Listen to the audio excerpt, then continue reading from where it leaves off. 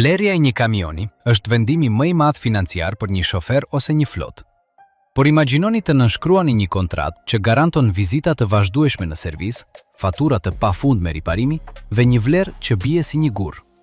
Ekzistojnë modele që sa do tërheqës të duke në koncesionar, fshehin një litani problemesh që mund të zbrazin llogarinë tuaj.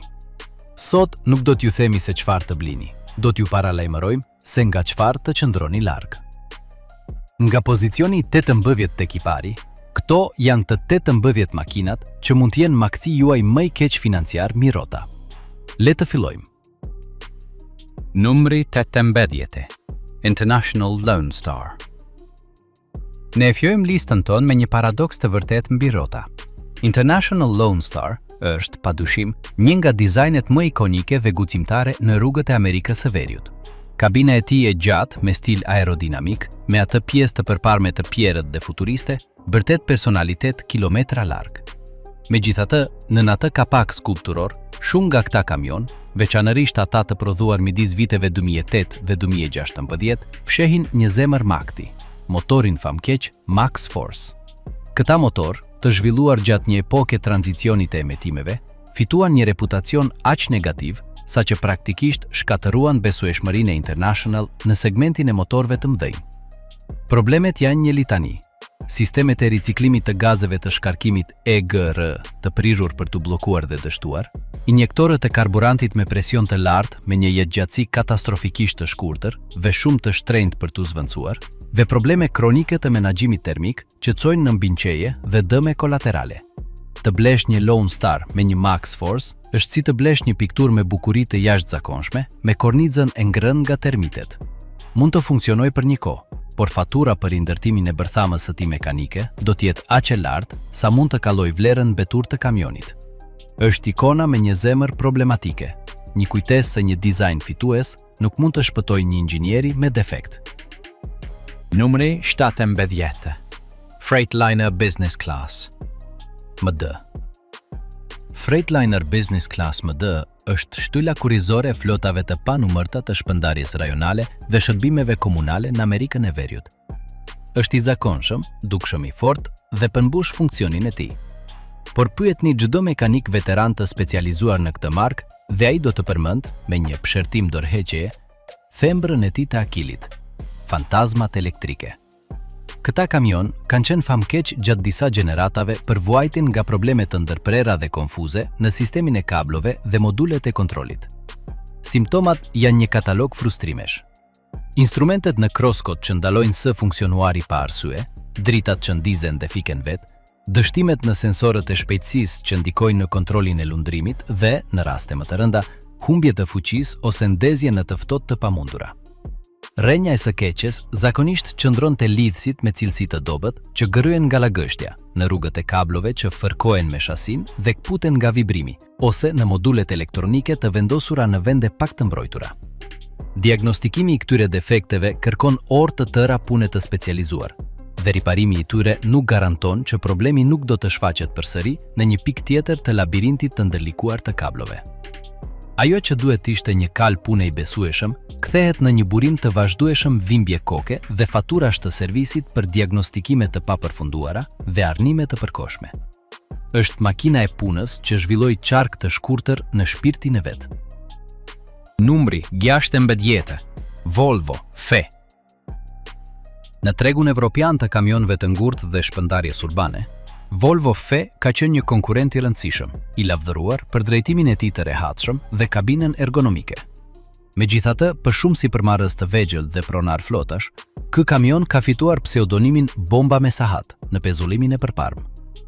Dizajni i aksit të tij të përparm dhe në veçantë komponentët e pezullimit kanë treguar se ka një jetëgjatësi shqetësuese të shkurtër në kushte përdorimi intensiv ose në qytete me shtrim të rregullt rrugor. Mbajtëset, shufrat lidhëse dhe kokat e drejtim konsumohen me një shpejtësi jo normale, duke quar në një konsumim të paregullë dhe të parakoshëm të gomave dhe në një sjellje drejtimi gjithnjë më të paqartë dhe të rrezikshme. Por problemi nuk përfundon të frekuenca e riparimeve, por amplifikohet në mënyrë eksponenciale me koston e pjesëve të këmbimit. Volvo, si markë premium, ka një politikë çmimesh të pjesëve që mund t'ju lërë pa frymë. Një komplet i thjeshtë riparimi për aksin e përparm mund të kushtoj disa herë më shumë se sa do të kushtonte për një konkurrent direkt. Për një operator që jeton me marze të ngushta, ky kombinimi i dështimit të shpeshtë dhe riparimit të shtrenjtë është një formulë matematikore për katastrofë. Ajo që u kursue në çmimin e blerjes përballë një Mercedes ose një MAN, do të merret nga servisi i Volvos në 100.000 kilometrat e para. Është një kamion që të kujton me çdo kërcitje në një grop se cilësia ka një çmim mirëmbajtje që jo të gjithë janë të gatshëm ta paguajnë. Numri 15. Peterbilt 320. Peterbilt 320 është një legjend në landfile, kantieret e ndërtimit dhe mbledhjen e mbeturinave. Kabina e tij me akses të ulët dhe ndërtimi i fortë janë ideale për ato mjedise. Gjatë epokës së tij të artë, zemra e preferuar për këtë gjigant ishte një motor Caterpillar, tipikisht C9 ose C11. Këta motor ishin, në kohën e tyre, sinonimi i fuqisë dhe qëndrueshmërisë. Sot, ata janë një dënim financiar. Caterpillar braktisi tregun e motorëve për rrugë në vitin 2010, që atëherë disponueshmëria e pjesëve origjinale për ta motor është bërë gjithnjë më e pakët dhe dëshpërimisht e shtrenjtë. Një grup injektorësh, një pompë uji, një kokë motori ose madje edhe një sensor i thjesht mund të kthehen në një kërkim thesari prej muajsh dhe kur gjenden, çmimi i tyre është stratosferik. Shumë servise refuzojnë të punojnë në to për shkak të vështirësisë për të siguruar pjesë këmbimi. Kjo e lë pronarin e një Peterbilt 320 me motor kat në një udhkryq të pamundur. Ose investon një pasuri të vogël në rindërtimin e motorit me pjesë me origjinë të dyshimt, ose tenton procesin shumë të shtrenjtë dhe kompleks të rimotorizimit me një motor tjetër, duke modifikuar mbajtset, sistemet e shkarkimit dhe elektronikën. Të blesh një nga këta kamion sot nuk është të blesh një mjet pune, është të adoptosh një dinozaur mekanik, ushqimi i të cilit janë kartmonedhat me prerje të lartë. Është legjenda urbane që të dënon të varet nga pjesët e këmbimit prej ari. Numri 14. Mercedes-Benz Atego. Mercedes-Benz është një emër që ngjall saktësi inxhinierike dhe teknologji të avancuar. Në Atego, kamionin e tyre të shpërndarjes së mesme, ata prezantuan vite më parë sistemin e transmisionit inteligjent. Ky ishte një sistem i automatizuar që premtonte ndërrime të buta dhe efikasitet të optimizuar, i menaxhuar nga një rrjet kompleks modulesh elektronike, aktivizuesish dhe sensorësh. Në teori, ishte brillante. Në praktik, u bë makti i mjera transportuesve. Transmisioni inteligjent ka qenë famkeq për mungesën e qëndrueshmërisë dhe për dështimet elektronike fantazm. Problemet variojnë nga ndërimet e ashpra dhe goditjet që shkatërrojnë diferencialet, deri te gjendja e frikshme e dështimit në modalitetin e sigurisë, ku kutia e shpejtësisë bllokohet në një marsh të vetëm, duke lënë kamionin fjalë për fjalë të braktisur në rrugë. Diagnostikimi kërkon mjete softwarike specifike dhe të shtrenjta të Mercedesit, dhe riparimi, pothuajse asnjëherë nuk është i thjeshtë. Shpesh përfshin zëvendësimin jo vetëm të komponentëve mekanik të brendshëm shumë të shtrenjtë, por edhe të moduleve të kontrollit, fatura e të cilëve mund të arrijë mijëra euro. Ajo që u shit si sofistikim dhe komoditet për shoferin, u përkthye për pronarin në riparime të kushtueshme, kohë jo produktive të zgjatur, dhe një mosbesim të thellë ndaj çdo drite që ndizej në kroskot. Atego Intelligent është një shembull klasik se kur teknologjia komplekse e ekzekutuar keq ose e mbështetur keq, kthehet kundër pronarit me të gjithë forcën e saj. Numri 13. Kenworth 800. Kenworth 800 është, pas një dyshim, një titan i ndërtimit dhe transportit të rëndë. Imazi i tij si kamion i pathieshëm është i merituar në shumë aspekte.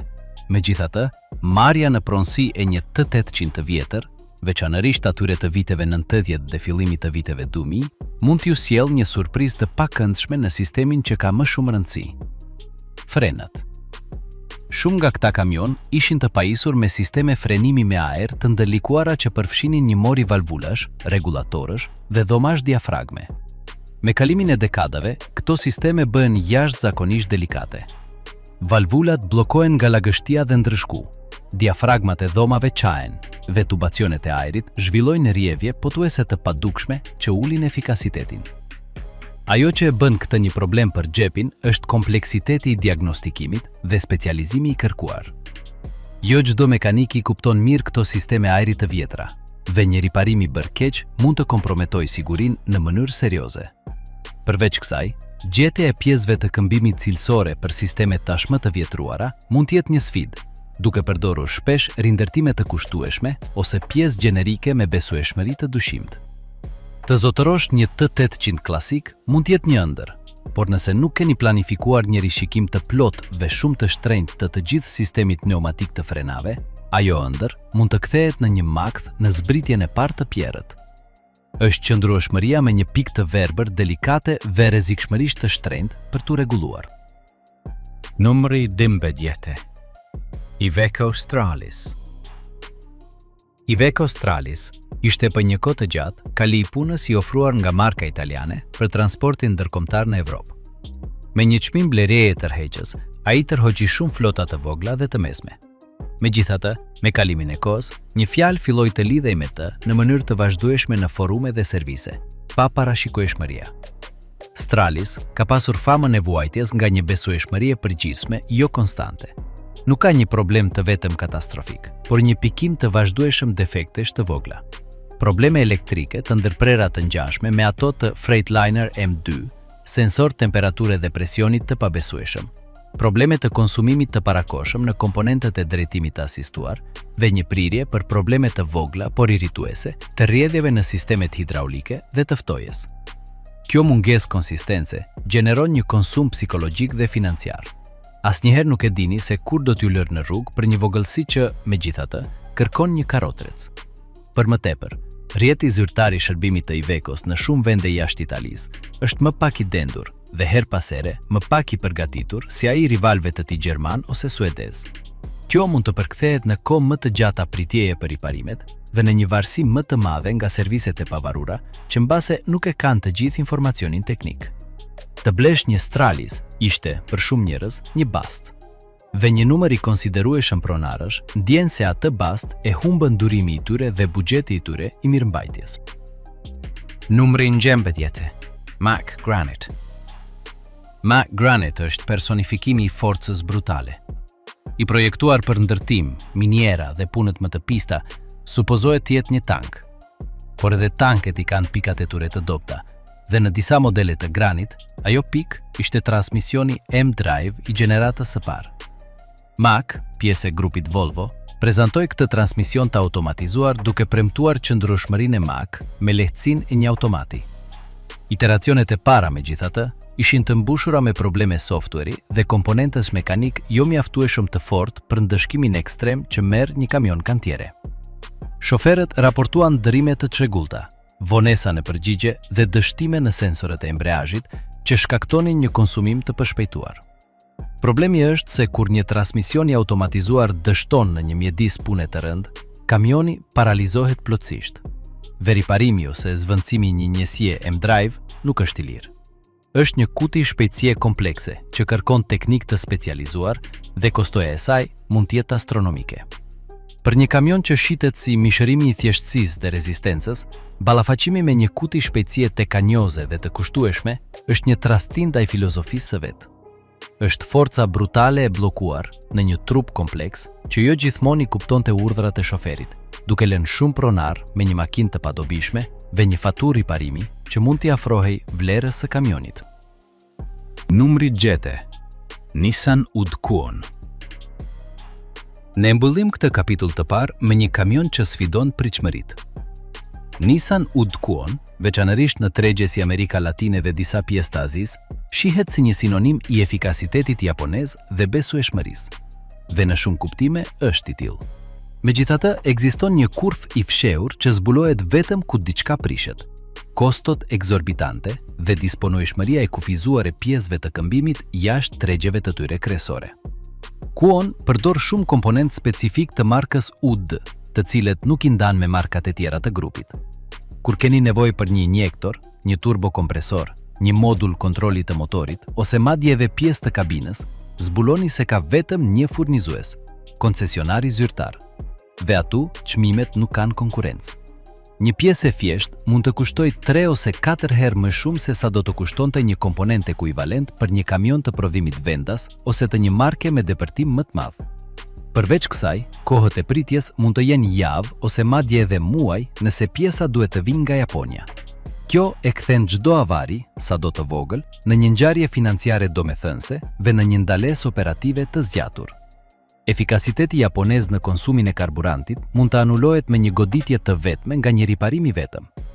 Është kamioni që ju josh me bucinë e tij dhe konsumin e ulët, por që mban të fshehur një çmim të fshehtë shumë të lartë, që e vjell në momentin më të papërshtatshëm, duke ju kujtuar se paqja mendore gjithashtu ka një kosto. Dhe her pas here, ajo kosto është varësia absolute nga një furnizues i vetëm dhe shumë i shtrenjtë. Nëse mendoni se këto ishin arsye për shqetësim, ne sapo kemi gërvishtur sipërfaqen. 9 pozicionet e radhës përfaqësojnë një nivel superior të rrezikut financiar.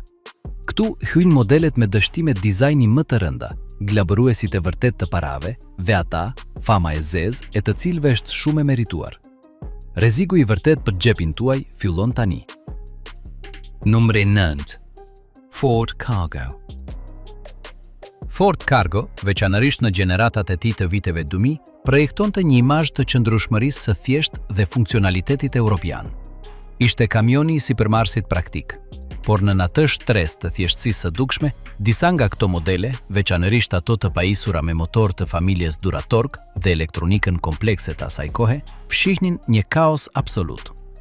Problemet e motorit varionin nga dështimet e përsëritura të guarnicionit të kokës deri te problemet e rënda me sistemet e shpëndarjes, duke quar në riparime madhore të parakoshme. Megjithatë, demoni i vërtet ishte elektronika. Njësia e kontrollit të motorit dhe sensorët e lidhur treguan një besueshmëri katastrofike. Defekte të ndërprera që fiknin motorin gjatë ecjes, kode gabimi të pamundura për të fshirë, dhe sisteme menaxhimi që thjesht ndalonin së komunikuari me skanerët e diagnostikimit. Kombinimi ishte vdekjeprurës. Një problem mekanik shihej gjithmonë i rënduar dhe i maskuar nga një dështim elektronik, duke bërë diagnostikimin një makth orësh të servisit të faturuara me çmimari. Gjetja e teknikëve që vërtet kuptonin sistemin e ndërlikuar të Fordit ishte e vështirë, dhe modulet e këmbimit, nëse gjendeshin, kishin një çmim abuziv. Ajo që blihej si një mjet pune i thjesht, transformohej në një gjë elektronike të pamundur për të zgjidhur, duke e lënë pronarin me një kamion të palevizur dhe një mall me fatura për diagnostikime të dështuara. Numri 8. Western Star 4900. Western Star 4900 është një ikonë e rrugëve të Amerikës së Veriut e viteve 80 dhe 90. Me pjesën e tij të përparme katrore dhe qëndrimin e tij sfidues, ai përfaqëson një epokë. Por të blesh një sot me qëllimin për të punuar me të, është një akt romantizmi vetë shkatërues. Këta titan ishin të fuqizuar nga motor gjigant të asaj kohe, si Detroit Diesel me 2 cikle, ose Caterpillar E-Par, të famshëm për fuqinë e tyre, por edhe për etjen e tyre të papashuar. Një konsum prej 50 litrash për çdo 100 kilometra nuk ishte i huaj. Një vend që në epokën aktuale të çmimeve të karburantit është thjesht rënuese. Por problemi real, ai që paralizon, është disponueshmëria e pjesëve të këmbimit.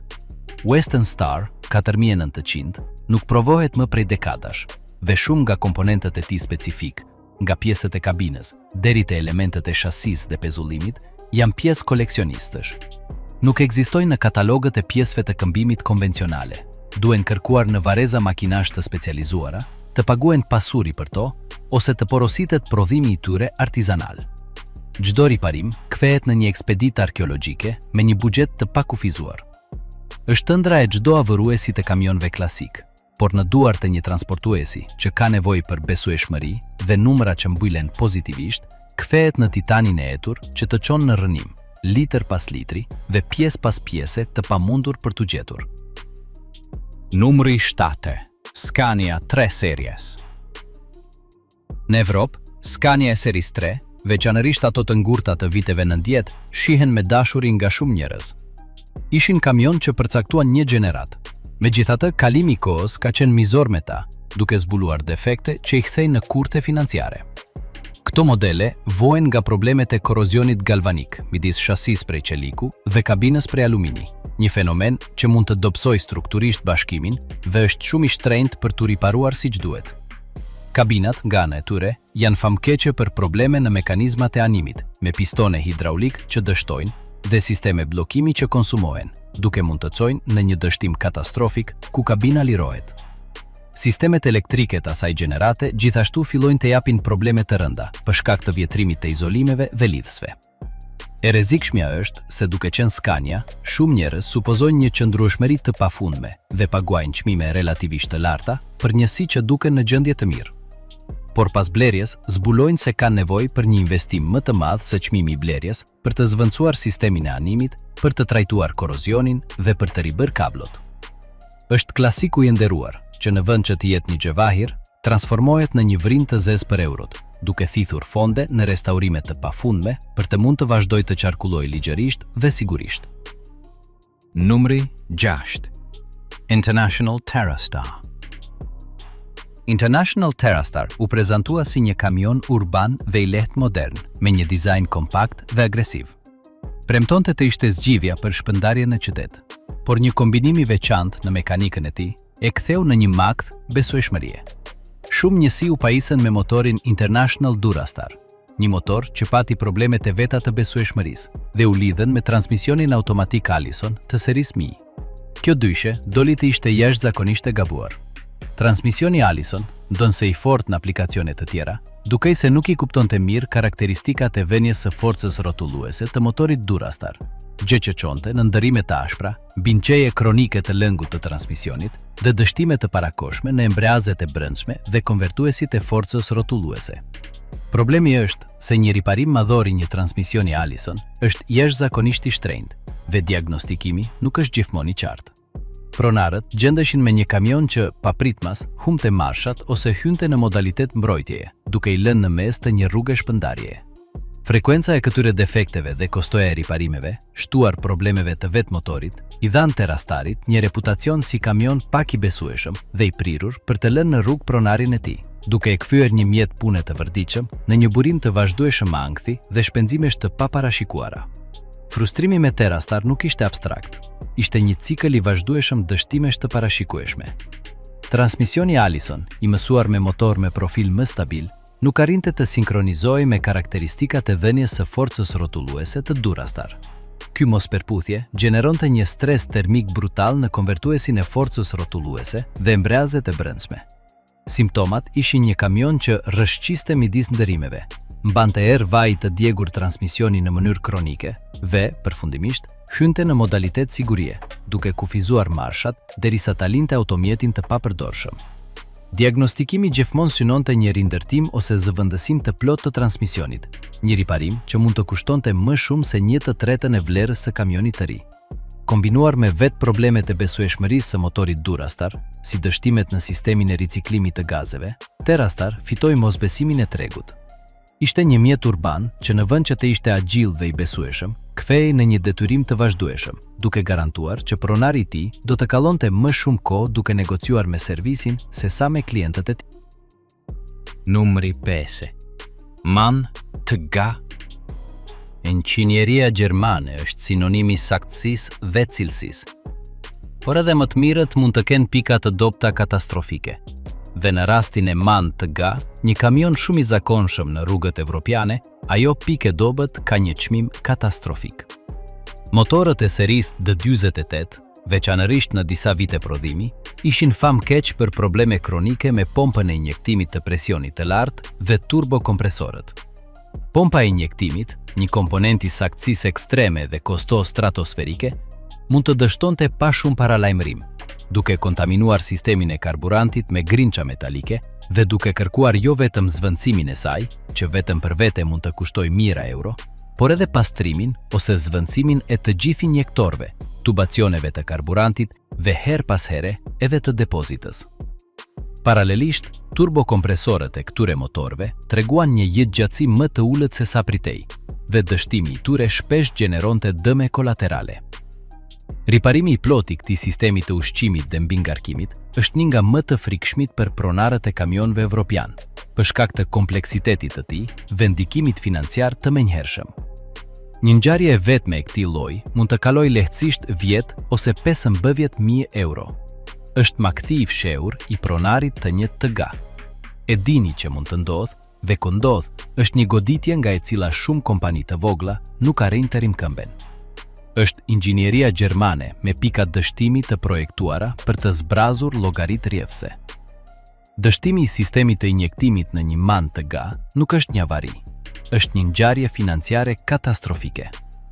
Pompa e injektimit të presionit të lartë, një komponent i saktësisë ekstreme, nuk paralajmëron me hollësi. Dështimi i saj zakonisht është i papritur dhe kontaminon të gjithë qarkun e karburantit me ashklla metalike mikroskopike. Kjo e kthen një riparim kompleks në një makt logjistik. Jo vetëm që duhet të zvendësohet pompa me një njësi që mund të kalojë 8.000 eurot, por është e domosdoshme të pastrohen ose zvendësohen të gjithë injektorët, tubacionet e presionit të lartë, filtri i karburantit dhe, shpeshherë, depozita. Paralelisht, turbokompresorët e këtyre motorëve kanë një prirje për të dështuar, dhe zvendësimi i tyre është gjithashtu i shtrenjtë. Kombinimi i të dy sistemeve që dështojnë, ose madje edhe dyshimi për kontaminim të kryqëzuar, gjeneron një faturë që lehtësisht kalon 15.000 euro. Për një punonjës të pavarur ose një flotë të vogël, ky riparim unik mund të përfaqësojë fundin e operacionit. Është çmimi i fshehur i një inxhinierie që në një pikë kritike doli të ishte e brishtë dhe në mënyrë jo proporcionale e shtrenjtë për të shëruar. Numri 4. Freightliner Argosy. Freightliner Argosy ishte mbreti i kamioneve me kabinë mbi motor për distanca të gjata në Amerikën e Veriut. Dizajni i tij pa kapot ofronte një manovrueshmëri dhe një kapacitet ngarkese të jashtëzakonshëm. Por karakteristika e tij më dalluese, kabina animi e vënë në lëvizje nga një sistem i fuqishëm hidraulik, u bë gjithashtu thembra e tij e akilit. Me kalimin e kohës dhe përdorimin, sistemet hidraulike zhvillonin rrjedhje në cilindrat dhe valvullat, gjë që mund ta linte kabinën të bllokuar në pozicion të pjerrët ose, më keq akoma, të bënte që ajo të binte menjëherë nëse një piston dështonte katastrofikisht. Riparimet e këtij sistemi nuk janë vetëm të shtrenjta për shkak të pjesëve, por edhe të rrezikshme dhe që kërkojnë pajisje speciale. Përveç kësaj, vetë struktura e kabinës e nënshtruar cikleve të vazhdueshme të animit dhe dridhjeve të rrugës mund të zhvillonte çarje lodhjeje në pikat e tensionit, veçanërisht në modele shumë të përdorura. Riparimi i këtyre çarjeve strukturore siç duhet nuk është një punë lamarine dhe lyerjeje. Është një rindërtim që kërkon njohuri inxhinierike dhe mund të kushtojë një pasuri. Argosy ishte gjiganti gjumash që i lejonte shoferit të jetonte në një hapësirë të gjerë, por shumë pronar përfunduan duke zbuluar se ëndrat brenda asaj kabine ktheheshin në makthe mekanike të faturave me 5 dhe 6 shifra, për të mirëmbajtur një sistem kompleks që ishte kritik për sigurinë dhe operativitetin bazë të kamionit. Sistemi i animit të Argosy ishte virtuti i tij më i madh dhe mallkimi i tij më i madh. Cilindrat hidraulik të nënshtruar mira cikleve zhvillonin rrjedhje të brendshme që ullnin fuqinë, duke e lënë kabinën të bllokuar në gjysmë të ngritur. Më keq ishte dështimi i një pistoni ose i tubave të presionit të lartë që mund të shkaktonte një zbritje të dhunshme dhe të pakontrolluar të kabinës, një rrezik shumë i rëndë për çdo mekanik që punonte poshtë. Riparimi i këtij sistemi nuk është një ndryshim i thjesht guarnicionesh. Nënkupton çmontimin, rindërtimin ose zëvendësimin e cilindrave të përmasave të mëdha dhe pastrimin e një sistemi hidraulik kompleks, një punë dore e specializuar dhe shtrenjtë. Njëkohësisht, struktura e kabinës, një kutje madhe aluminie nënshtruar për dredhjes konstante, zhvillonte çarje lodhjeje në qoshet dhe në pikat e bashkimit me shasin. Këto çarje nuk janë kozmetike, ato komprometojnë integritetin strukturor.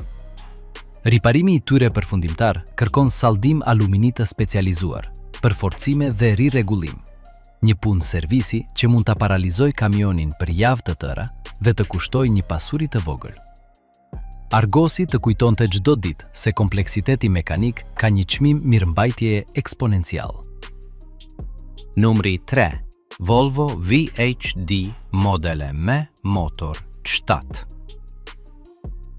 Volvo VHD është specialisti i punëve të rënda i markës suedeze, i projektuar për kamion rrotullues, mikser betoni dhe aplikacione jashtë rruge.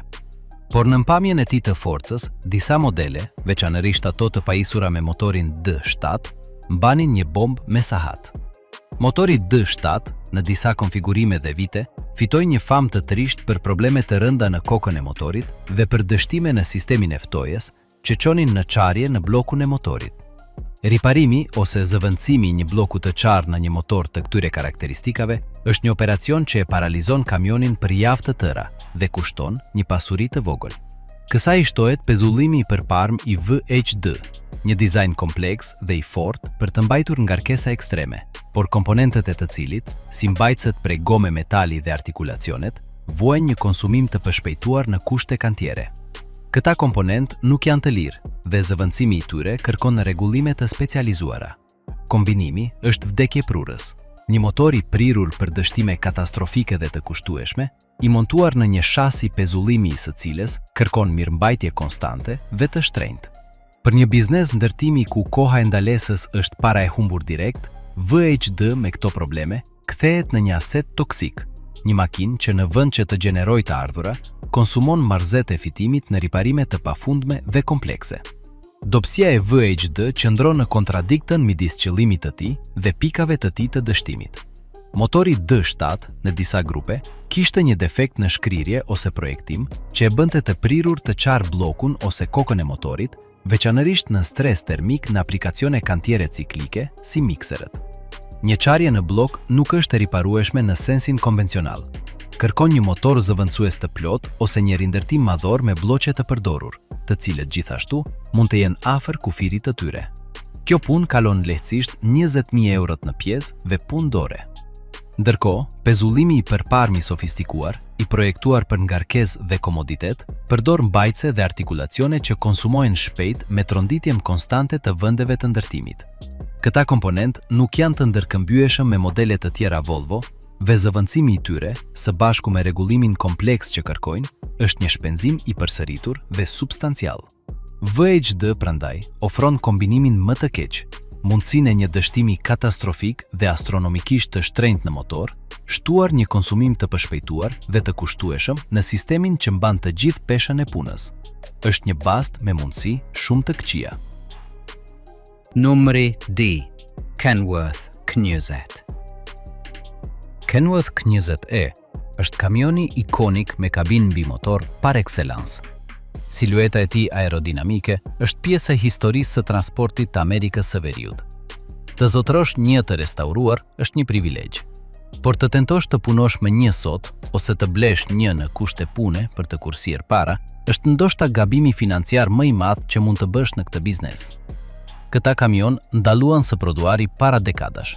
Çdo komponent, nga gomina e dritareve deri te sensorët specifik të elektronikës së tij të vjetruar, duke kaluar te pjesët e pezullimit me ajër apo sistemi frenave, është një relikt.